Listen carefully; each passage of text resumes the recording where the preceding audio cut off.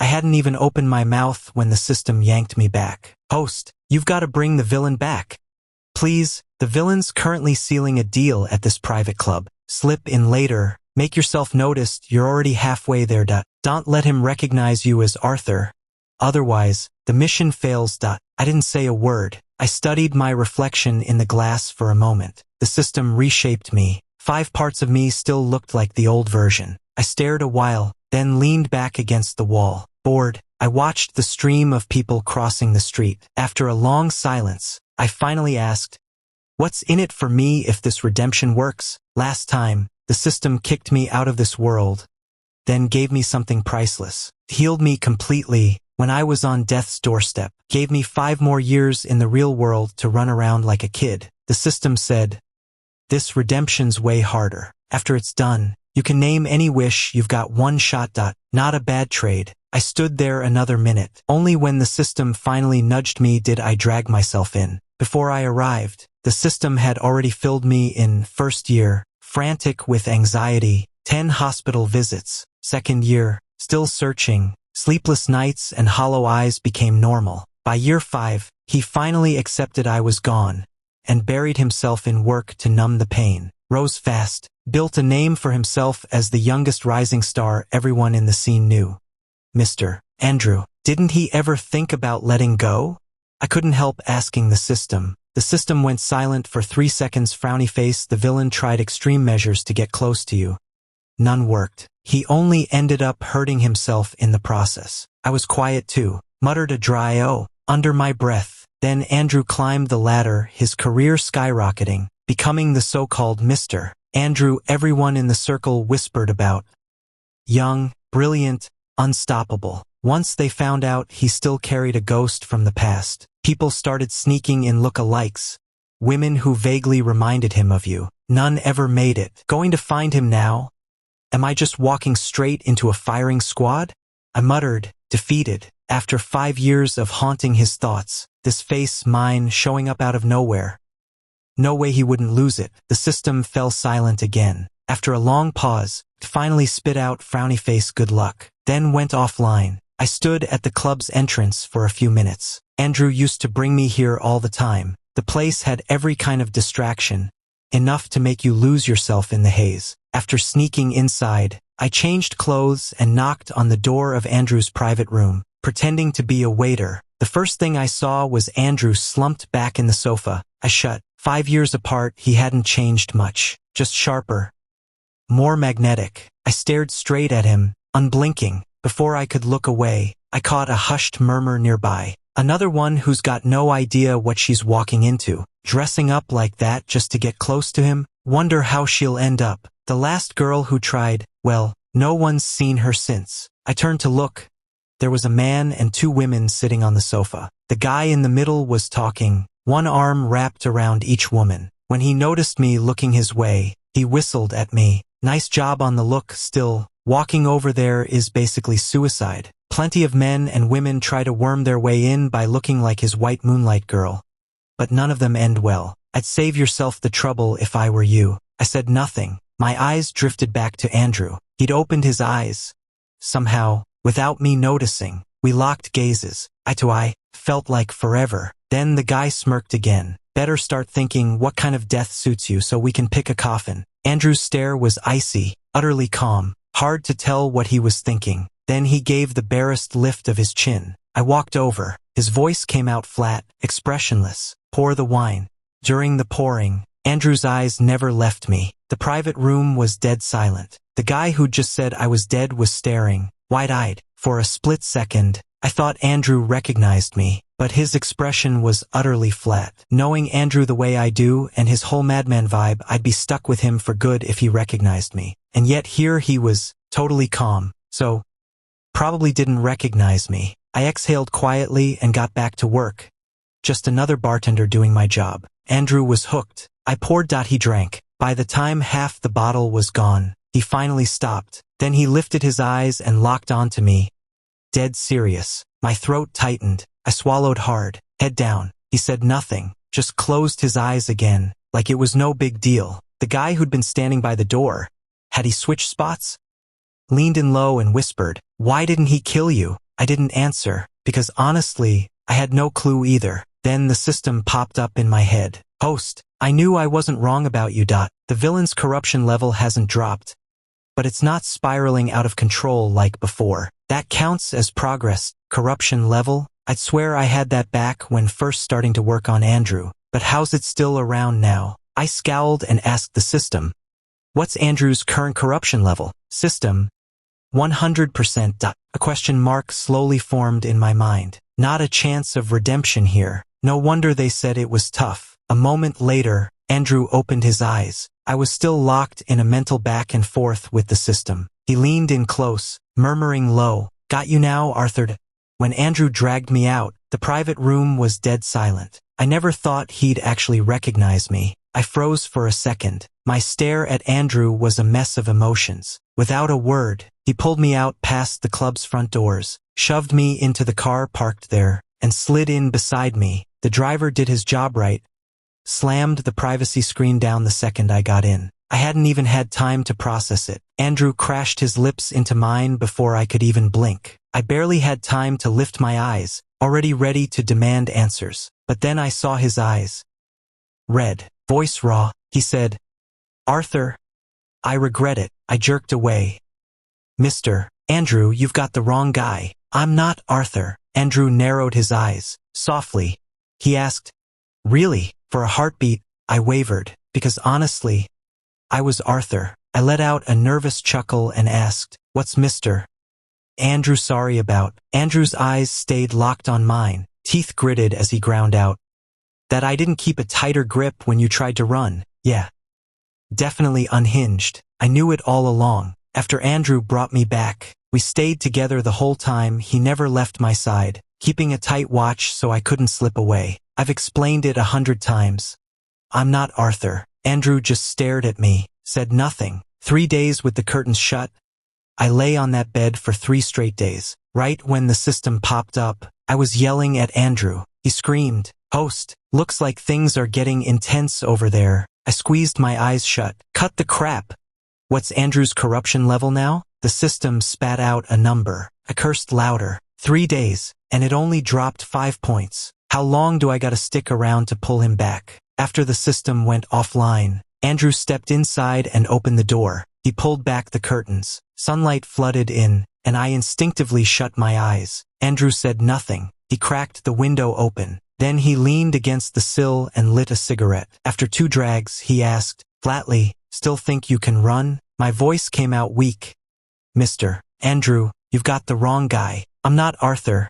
I'm Daniel." Andrew laughed. It was the first time in 3 days I'd seen him smile. Even so, it didn't reach his eyes. He seemed to not even hear me, just muttered to himself, "It's okay. If you run, I'll find you no matter how far away you go." Andrew stepped forward, voice cold.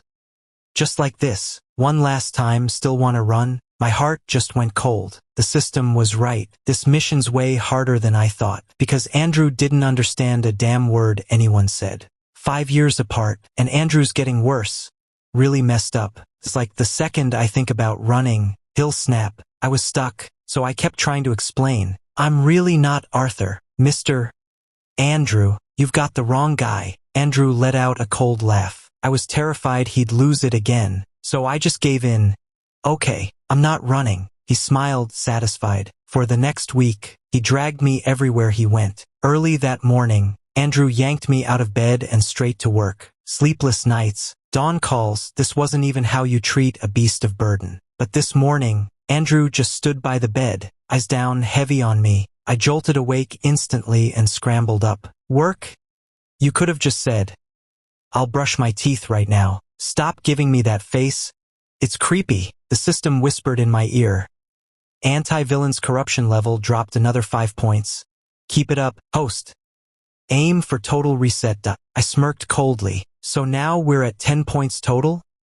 That's all?" The system went silent. When I first got here, Andrew was still mostly normal. After the redemption arc, he'd only get weird every now and then, insisting on strange ways to test me. But other than that, he acted like a regular human. Now he's twisted from the inside out. Andrew walked me straight into the company like it was nothing, completely unbothered. I wanted to bury my face in my hands, avoiding every lingering look from the people around us. Only when we got into Andrew's office did I finally catch my breath. Once inside, he treated me like I wasn't even there. I wasn't about to make it worse by trying to be, so I just flopped down on the couch and passed out. When I woke up, Andrew was gone. Just then, his assistant poked her head in. That's when I found out he'd gone to a meeting. After she left, I finally pulled myself off the couch. I took a slow, careful look around Andrew's office. Then I froze. His desk had a framed photo that stopped me cold. It was me. The first year after I saved Andrew, I'd accepted that I wasn't straight anymore. That photo was taken the night he said I was different. He'd said I was unusually forward that night, so obedient, so sweet.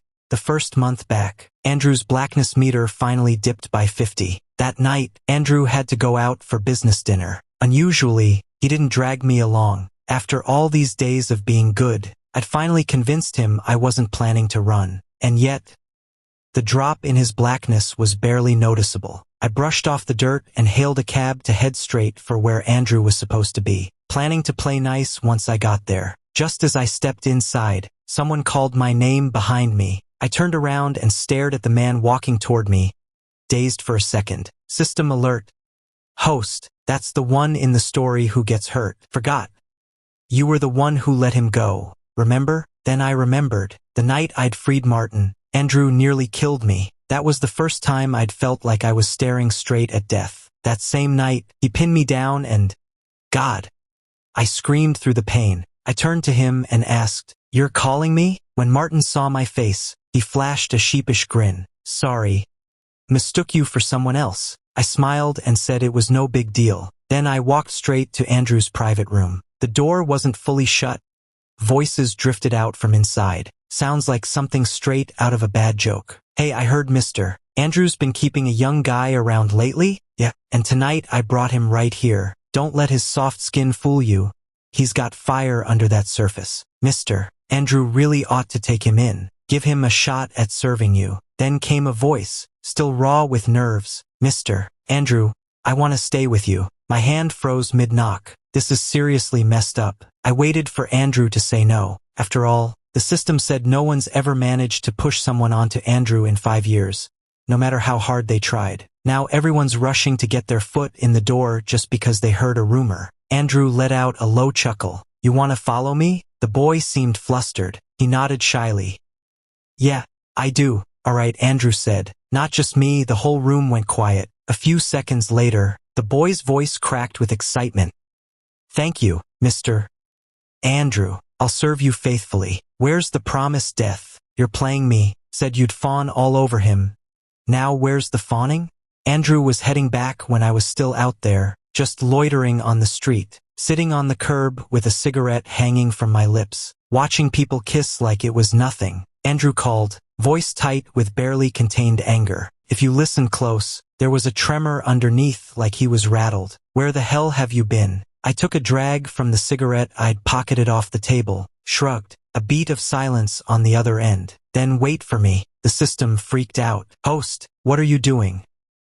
The villain's corruption meter just spiked 2 points. I shot out a cold question. "You said Andrew doesn't let anyone tag along, right? What's going on now?" The system sounded dull. "Host, I'm a system, not a mind reader." But my gut's screaming, "Your ass is toast." Guess this junkie system was even more hyped than I was. Useless. A moment later, a pair of shoes appeared in front of me, then long legs, then Andrew's face, blank as stone, no expression, just eyes that pinned me where I sat. He kicked my leg and said, low and sharp, "Get up." I looked up at Andrew, blew a smoke ring in his direction, flicked the cigarette into a nearby bin, then stood, his dark eyes locked onto mine. He reached out and grabbed me, pulled me into the car, all in one smooth motion. I calmly buckled up, expression flat, didn't say a word. Andrew didn't start driving. His index finger tapped the steering wheel, slow and steady. Then, like remembering something, he asked, "Why here?" "I needed air,"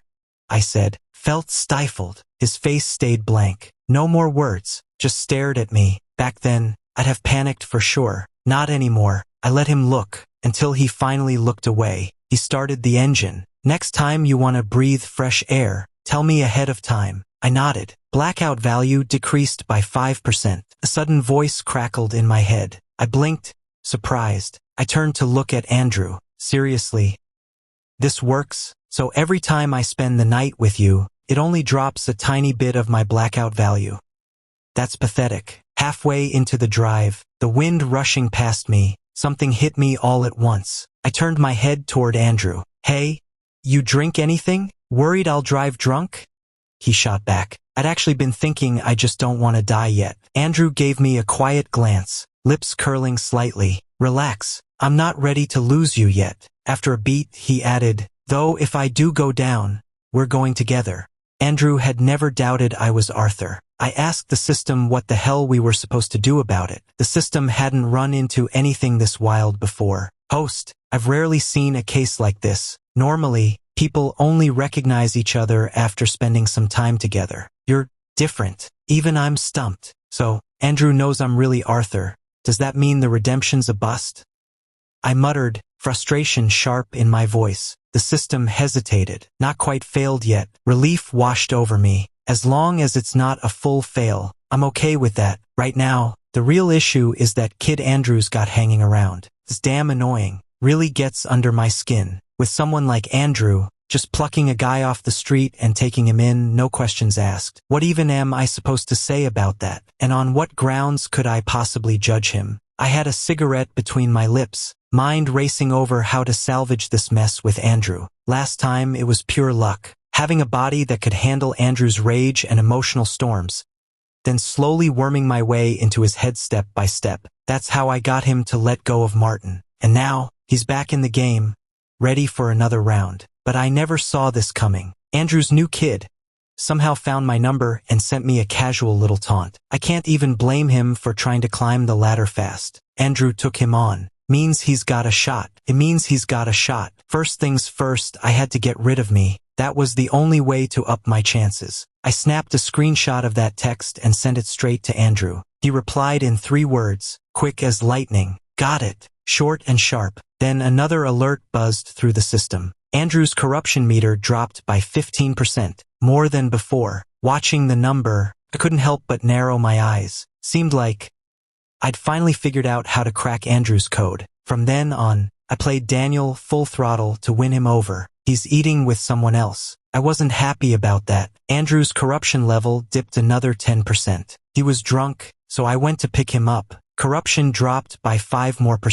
After a while, Andrew's darkening meter had dropped to just 20%. Then no matter what I tried, it flat out refused to go any lower. I ended up hauling drunk Andrew back home again. I helped him out of the car and got him home. Andrew had definitely had too much tonight. The assistant said Andrew somehow refused to let him block the drinks. He ended up drinking with clients on his own. I laid Andrew down on the couch and turned to get him a glass of water. Even drunk, he wasn't quiet. He sat up and leaned heavily against me, muttering through half-closed eyes.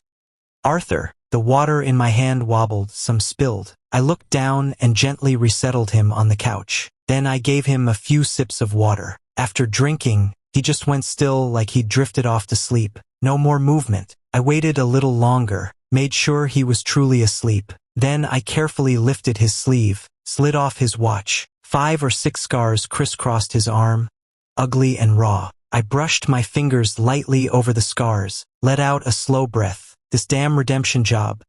I'm done with it. It's fucking annoying. Afraid Andrew'd flip if he woke up, so I adjusted his watch again, pulled my sleeve back down, like nothing had happened at all. Staring at Andrew's face, I whispered, "You're such an idiot, just let it go." Who cares? Running into Martin again was in that same club from last time. Andrew dragged me there. He said, "Since you're obsessed with stalking people, might as well bring you along. Keeps you from wandering off, right?" He wasn't wrong. What I didn't expect was seeing Martin in the private room. 3 people in a space like that. Awkward doesn't even cover it. Martin looked surprised when he saw me, like he hadn't thought Andrew would bring me along. He gave me a quick nod, just enough to acknowledge I was there. Andrew sat down as if nothing had happened. I followed suit and took my seat. My mind screamed at the system, but there was no response. What's going on? Is Andrew still hung up on Ark? Before I could process it, Martin had already risen, lifting his glass. Mr. Andrew, let me start with a toast. I glanced at Andrew's face out of the corner of my eye.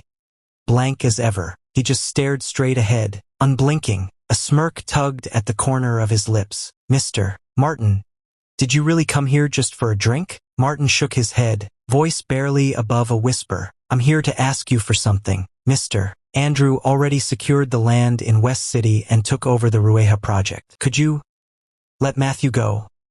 Martin paused, then added softly, he's paid his price for what he did. My heart skipped a beat. Wasn't Matthew the main guy here? What in the world was happening? The system had gone silent. No signal since we'd walked into the booth. After a long silence, Andrew let out a soft chuckle. His gaze landed on Martin with icy mockery. Is this really how you beg? He said, voice calm but edged with disdain. Is this really the way you beg, Mr.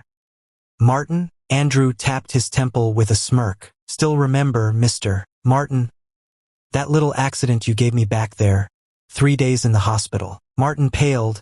He hadn't expected Andrew to still remember that. I remembered it too, clear as day. It was the day after Andrew dragged Martin back. He'd been knocked out cold, ended up in hospital for 3 days with stitches. Martin was long gone by then.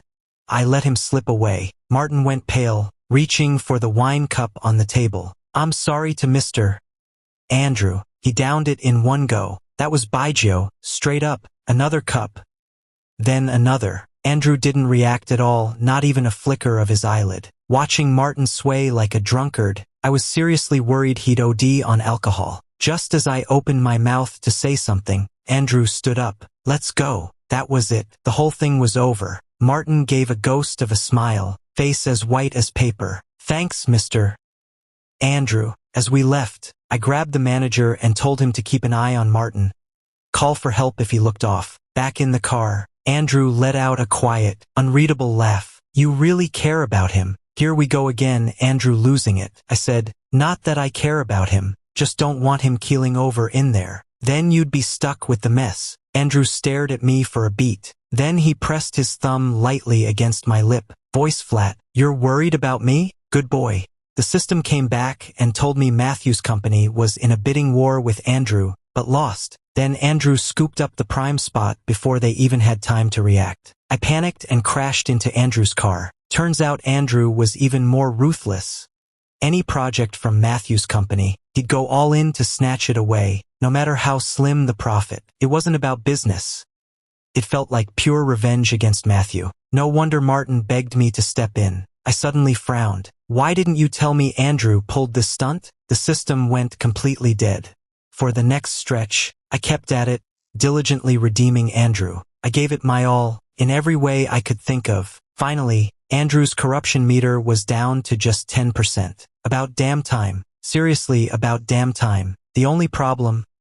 Andrew kept calling me Arthur, not Daniel. He still thinks I'm Arthur, even after all this. Even outside, he insists on calling me Arthur. It's getting really annoying. I told him I wasn't Arthur, and he got annoyed. The system told me to keep pushing, and after the blackening value comes affection level. I just felt numb. Saving Andrew was exhausting. Other than sending him random check-in texts and soothing him now and then, I couldn't think of anything else. The old ways of redemption didn't work anymore, so I searched online for tips on how to win a man's heart. Then I sent Andrew a message. What time are you coming home tonight? After hitting send, I froze for a second. Home had this weird implication, like I was waiting around just for him. It sounded like I'd been sitting by the door all evening, counting the minutes. Andrew replied in record time. 8 of the clock.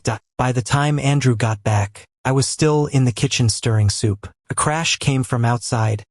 Then his voice, flustered but careful, called my name. I sighed and yelled back, Mr. Andrew, you messed up again. I'm Daniel. The fake name just rolled off my tongue now. Moments later, footsteps echoed from the kitchen doorway. I turned to see Andrew, his eyes red-rimmed, face tight with something close to panic. I set down the soup bowl and stepped toward him. What's wrong? Something was off with his expression. He didn't answer. Instead, he pulled me into a tight embrace, holding on like he'd never let go. I tried to pull back, but it was useless, so I stopped resisting. After a long moment, he finally released me, His voice was hoarse. What were you doing? I hesitated. Dinner. After we'd finished eating, I asked the system what was going on. The system replied, Host, don't you remember? The night you were forcibly pulled from the world. Just like tonight, you cooked a whole feast for the villain. Stopped there. But I got it. So Andrew thought I'd vanished again. And honestly, he had every right to freak out. Andrew stayed quiet through the meal. Only when we were nearly done did he say, softly, Don't do it again. I asked, was it not good? Andrew looked at me for a moment. He wiped his mouth. If you've got time to fuss over this stuff, you should save it for resting. Wouldn't want you dragging yourself back after just getting close. That little remark of Andrew's wiped away the earlier ache like smoke in the wind. After a while, the corruption level had dropped to 0. The affection meter kept climbing. I asked the system if that made sense. Was redemption really this easy? The system reassured me. Host, don't worry. Things aren't quite what we expected. But as long as the villain's being saved, that's what matters. Maybe the villain recognized your Arthur, which is why your affection score's rising so fast. Faster than before the redemption started. I had to admit, the system made sense. Andrew figured me out from the very beginning. I just refused to admit it. Finally, when Andrew's affection hit 98, couldn't hold back the excitement. This redemption was finally about to end. That night, the system dropped a bombshell. Andrew's affection plummeted, now 0. My face darkened. What the hell is going on? System tone heavy. Sorry, host, I haven't figured out the cause yet. I asked, so does this mean redemption failed? System host, hold on. Let me track down what's wrong first. Andrew came back. A faint smile played at his lips, contrasting sharply with my pale face. I forced a grim smile. Mr. Andrew, 0 affection meant he saw me like a stranger. No warmth, no pull. Andrew's eyes crinkled as he called my name. Arthur, ready to go back? I blinked hard. My lips trembled, stared at Andrew, panic creeping in. Mr. Andrew, what are you talking about? I'm not leaving. I forced a laugh. It's Daniel. Remember? Said the fake name again. But Andrew didn't care. His smile widened. Too bad. You're not getting out. Before I could even ask what he meant, my eyes rolled back. I passed out. When I came to, Andrew was already sitting on the edge of the bed. I whispered his name. Andrew. Andrew looked up, his expression calm as ever. Awake. Something felt off. I called out to the system in my head several times. No reply. Then Andrew smiled. Looking for that thing. I pulled it out. My mouth snapped shut instantly. Did Andrew know everything? That I'd come to save him? Andrew stood up, adjusted my pillow for me, and helped me settle back. Handed me a sip of water. I asked, how long have I been out? 3 days, he said. 3 days. That long? Andrew picked up an apple from the table and began peeling it slowly. Didn't say another word. I pressed my temples, then tried calling the system one more time. Once I was certain it had truly vanished from my mind, I turned to Andrew and asked, how much do you know? Andrew looked up at me with a smile. All of it. I nodded, not really surprised. You know I'm here to save you, right? Andrew twitched his lips, then actually laughed. With your body? Huh? Seriously? That's messed up. I wasn't about to dignify that with a reply. Then the door creaked open, and a bodyguard stepped in, holding something wrapped in cloth. Inside, there was a faint blue glow. My gut told me it was the system. The guard said, Mr. Andrew is here. Andrew nodded, put it on the table. Leave.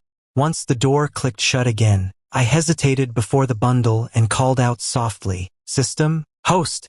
I'm here. Well, it really is the system. What the hell do I do now? I instinctively glanced at Andrew, who took a quick look at the system on the table. Then he said, flatly, 5 years ago, wasn't it the system that forced you to leave me? Now it drags you back. Like some twisted act of redemption. Save me, then vanish again, just like before. If it wants redemption, I'll give it what it's after. No wonder my affection score froze. Andrew was the one who kept it that way all along. Andrew sliced an apple into small pieces and held one up to my mouth. Arthur, I'm not letting you go. The first year after you left, I knew something was off. No matter how hard I searched or dug, there was no trace of you, like you'd never existed at all. Just gone. Later on, I kept digging and eventually found something real. And here you are. Back again. So this whole thing, my return, was all planned by Andrew. I bit into the apple, staring at Andrew with a strange mix of feelings in my eyes. Then I turned to look at the system. The system spoke in a cold, lifeless voice. Host, the redemption mission has failed. Honestly, I don't even care anymore. The system went on. Mission failed. You will remain in this world forever. Threat detected. Self-destruct protocol will activate in 10 seconds. 10, 9, 8, 7, 6, 1. Nothing happened. The hospital room was dead silent. The system couldn't believe it. Villain, what did you do to me? Andrew was smiling. Nothing much. Just made sure you couldn't hurt anyone anymore. Seeing I didn't react, Andrew turned to me, raising an eyebrow. Wanna go back? Even if I did, it's not possible. Andrew wiped a trace of lip from my mouth with his thumb. His voice was soft. Just stay here and be good. Stay with me. I looked at the system. It was furious and deeply disappointed.